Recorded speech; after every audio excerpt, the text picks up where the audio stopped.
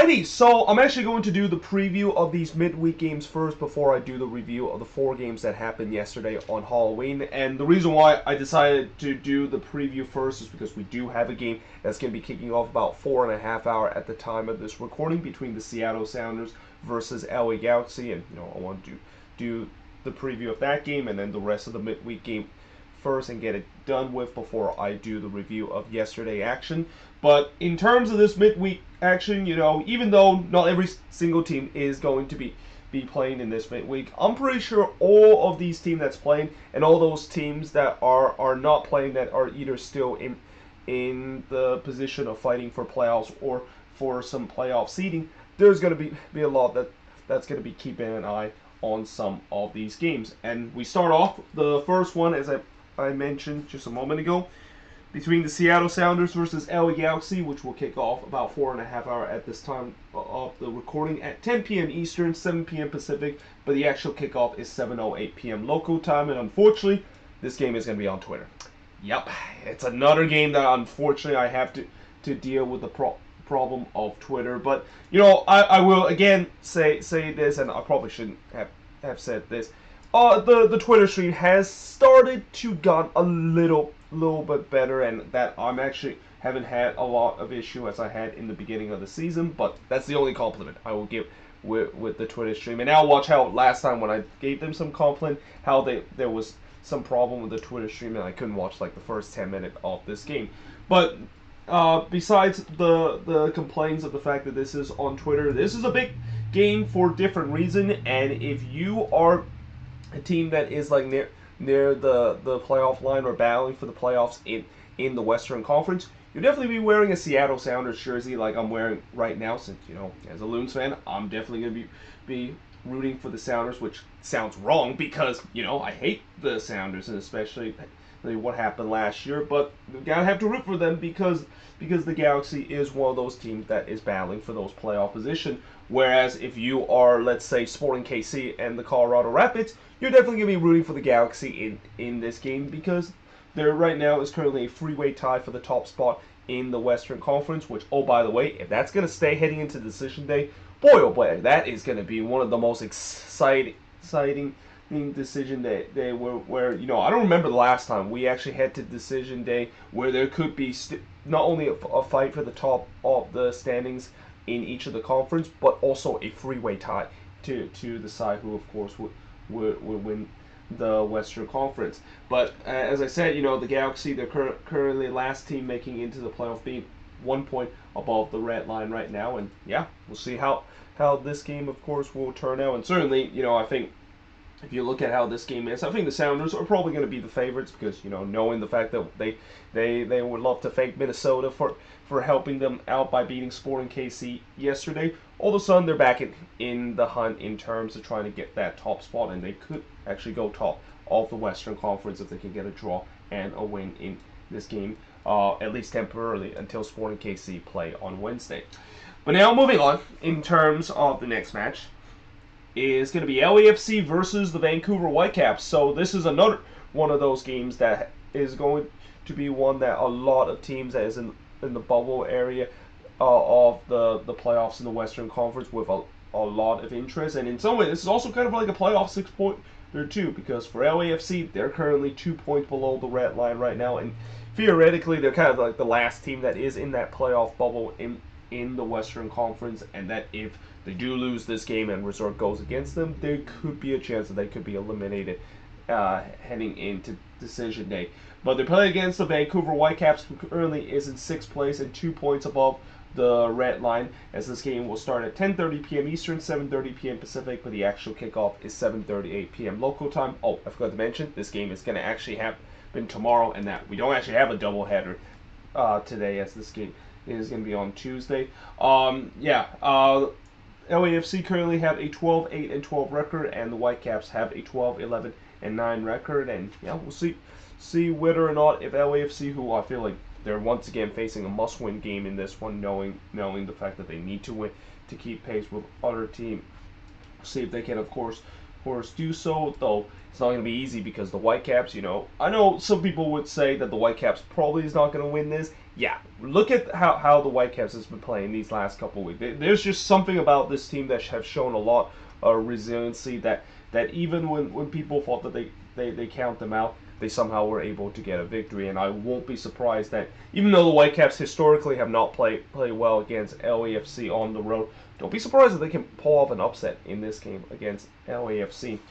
But now moving on in terms of the next match, and now getting into the first of 4 games that's going to be happening on Wednesday, is Montreal versus the Houston Dynamo. So for Montreal, they're currently 3 points below the red line, but the good news is, even though they're in 10th position right now, they do have a game in hand over both Columbus and DC United, and technically, they can get a win in this game and hope that the Red Bulls or Atlanta lose in this game. Well, actually, both of them, of course, are facing off against each other, so one of those teams will have to lose, but I think Montreal will hope that the Red Bulls would lose, because I think the Red Bulls right now are the first team out in the East and 3 points back, while Atlanta is like 4 points back. So certainly Montreal would hope that the Red Bulls would lose, in case if they do lose this game, and that they still have a mathematically chance of heading into the final day with something to play for.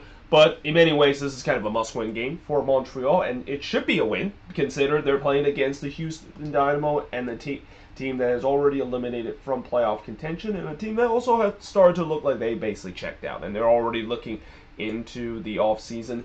I believe today they announced that they have announced Pat Onstad as their new GM, which I think that's going to be a really good hiring for the Houston Dynamo, because he has done so well with Columbus, and the way that he is able to build such a good team that eventually won MLS Cup last year. And although he's going to have a lot of work to do with the Dynamo, because there's still so much deadwood that it is in that team, and it's also going to be interesting to see new owner Ted Stegos would look to try to spend some money and trying to kind of finally get this rebuild underway for this Dynamo team that, again, I feel like the Dynamo for these last couple of years, I just don't understand why they have been wasting their time in terms of actually starting a rebuild. I mean, it was, the writing was on the wall. The fact that this team clearly is not competitive enough, and these last 2 years they just tried to make some gap moves and trying to look to have one last hurrah, and it just doesn't seem like that has worked out for them. So yeah, they're a team that has already think about the off season and already looking to begin the rebuild. But that being said, for Montreal, they cannot just take this one lightly, and that I think they're definitely going to have to show some urgency too, because I think this is the last home game that Montreal is going to play, and when you're in a playoff race like that, you need to win your home game. So let's see if Montreal can get all 3 points in this game against the Dynamo. But now moving on in terms of the next match is the New York Red Bulls versus Atlanta United. So this is pretty much the Eastern Conference version of a playoff 6-pointer, and an answer to which of these games are actually the most important playoff 6-pointers that we got from this midweek action. Well, these two are going to have a lot to fight for. But in this one, between the Red Bulls and Atlanta, which will start at 7:30 p.m. Eastern, 4:30 p.m. Pacific, but the actual kickoff is 7:38 p.m. local time. It will feature both teams that is actually above the red line right now,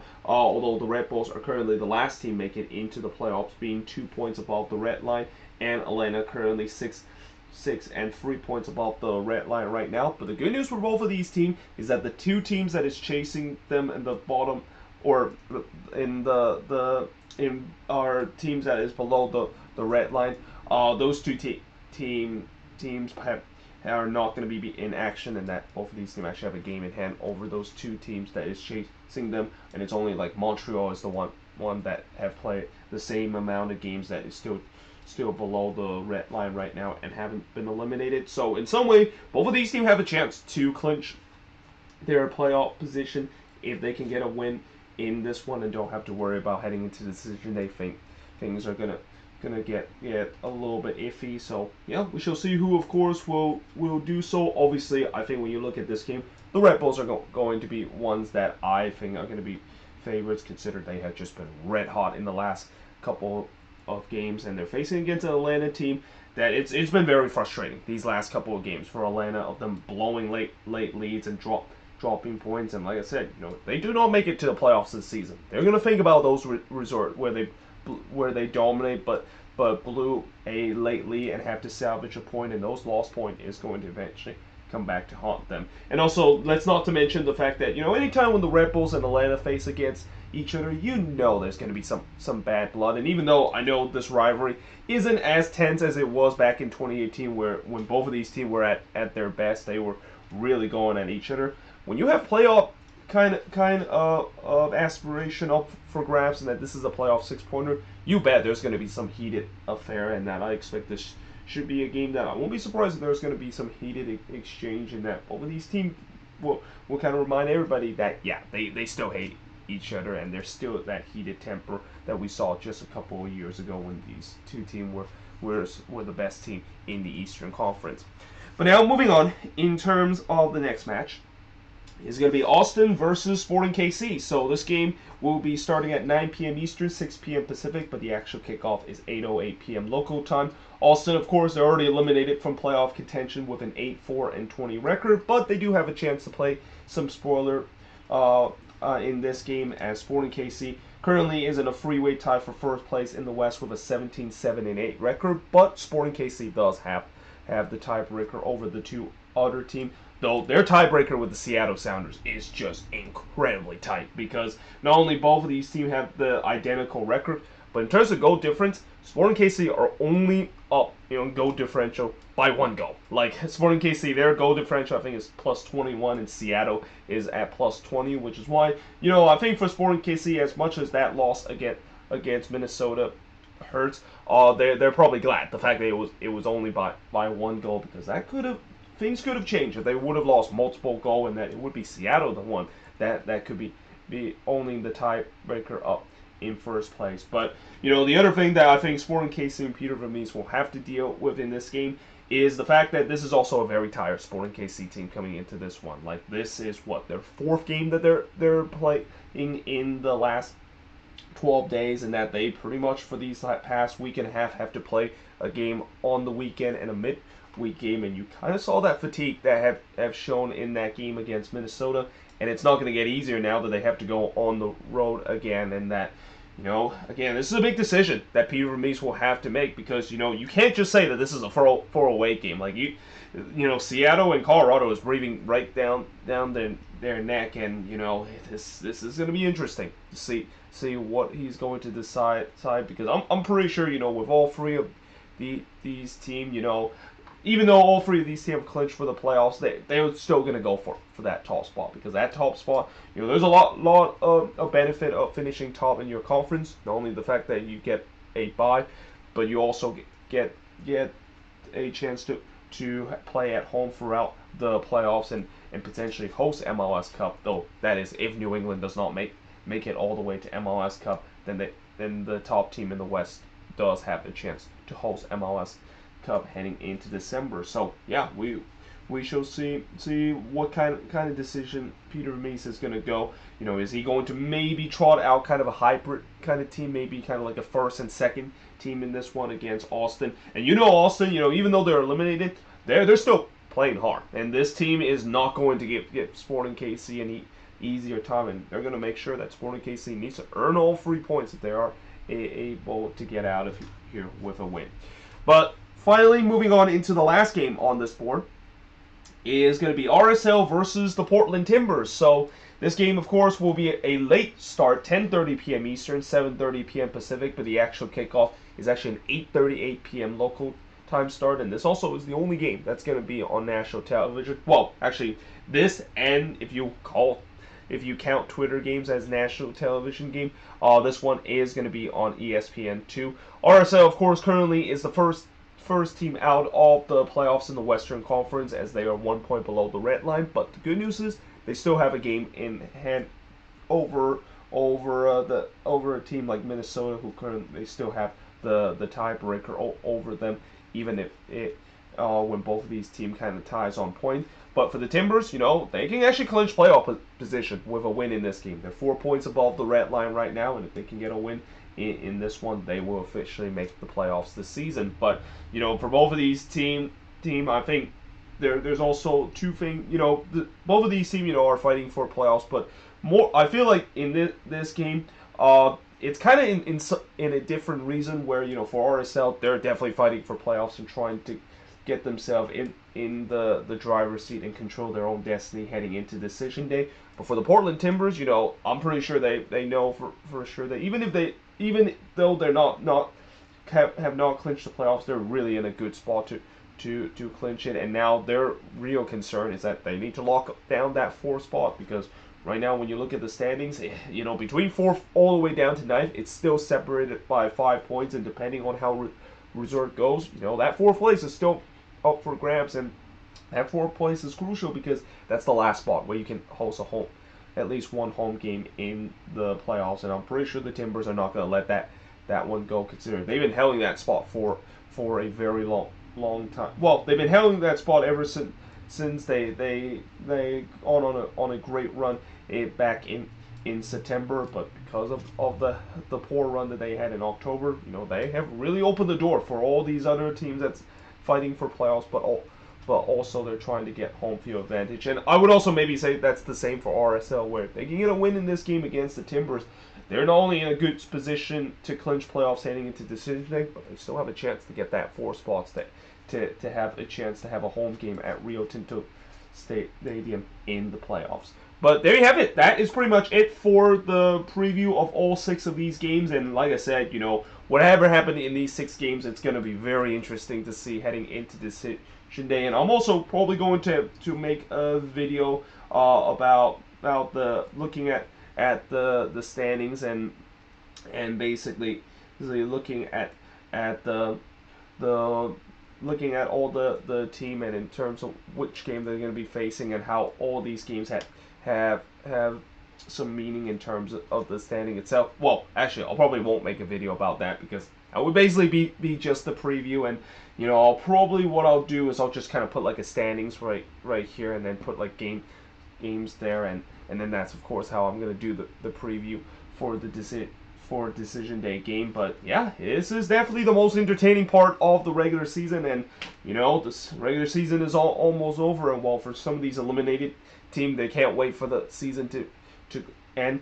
A lot of these teams that haven't been eliminated, they definitely are looking to try to finish out strong and hope that they can of course make it to the playoffs at the end of the season, or at the end of the regular season. But yeah, there you have it. If you guys enjoyed this video, if you do, make sure you guys leave a like, smash the subscribe button. Let me know in the comments below what do you think of these 6 games, and as always, let me know in the comments below your prediction for all 6 of these games. And yeah, hope you guys enjoyed this video. If you do, make sure you guys leave a like, smash the subscribe button, and yeah, I of course will see you guys next time.